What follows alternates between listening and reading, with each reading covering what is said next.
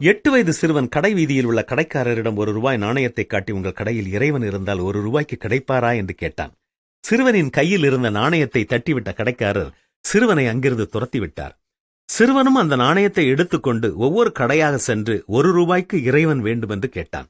பல கடைக்காரர்கள் அவனை விரட்டிவிட்டாலும் மனம் தளராத சிறுவன் அங்கிருந்த ஒரு பெரிய கடைக்குச் சென்று கடை உரிமையாளரிடம், உங்கள் கடையில் இறைவன் இருந்தால் ₹1 வேண்டுமென்று கேட்டான். அதற்கு அந்த கடைக்காரர் மிகுந்த கோபமுற்று இழுத்து கொண்டு போய் வெளியே தள்ளிவிட்டார். அவன் வந்து கொண்டிருந்த ஒரு விலையுயர்ந்த சொகுசு காரின் முன்னே சென்று விழுந்தான். அந்த கார் நிறுத்தப்பட்டது. நல்ல வேளை அடியேதும் படவில்லை. அந்த காரில் இருந்து இறங்கி அந்த பெரியவர் அந்த சிறுவனை பார்த்து என்ன ஆயிற்று என்று கேட்டார். அந்த சிறுவன் நடந்ததை கூறி பின்னர் அவரிடம் தன்னுடைய ₹1 நாணயத்தை காட்டி, உங்களிடம் இறைவன் இருந்தால் இந்த ₹1 வைத்துக்கொண்டு எனக்கு கொடுக்க முடியுமா என்று கேட்டான். அதற்கு அந்த பெரியவர், ₹1 இறைவனை வாங்கிவிட்டு அந்த இறைவனை வைத்து நீ என்ன செய்ய போகிறாய் என்று கேட்டுள்ளார். அதற்கு சிறுவன், எனக்கு எல்லாமே என்னுடைய தாய்தான். சாப்பாடு ஊட்டுவது முதல் தாலாட்டு பாடி என்னை தூங்க வைப்பது வரை என் தாய்தான் எல்லாமே எனக்கு. தற்போது என்னுடைய தாய் உடல் நலம் இல்லாமல் மருத்துவமனையில் அனுமதிக்கப்பட்டுள்ளார்.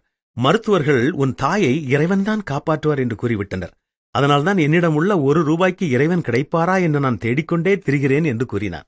அதற்கு அந்த பெரியவர், உனக்கு ₹1 இறைவன்தானே வேண்டும், நான் தருகிறேன் என்று கூறி ஒரு கடிதம் எழுதி அதை ஒரு உரையினுள் போட்டுக் கொடுத்து, இதனை கொண்டு போய் உன் தாய் அனுமதிக்கப்பட்ட மருத்துவமனையில் குறிப்பிட்ட ஒரு மருத்துவரின் பெயரைச் சொல்லி அவரிடம் கொண்டு போய் கொடு என்று கூறி அனுப்பி வைத்தார்.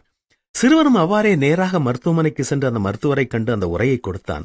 அந்த உரையை பிரித்து பார்த்த மருத்துவமனையின் நிறுவனர் தன்னுடைய கைப்பட எழுதி அந்த கடிதத்தைக் கண்டு அதிர்ந்து போய் உடனே அந்த தாய்க்கு தீவிர உயர்தர சிகிச்சைக்கு ஏற்பாடு செய்து அந்த சிறுவனின் தாயை காப்பாற்றினார்.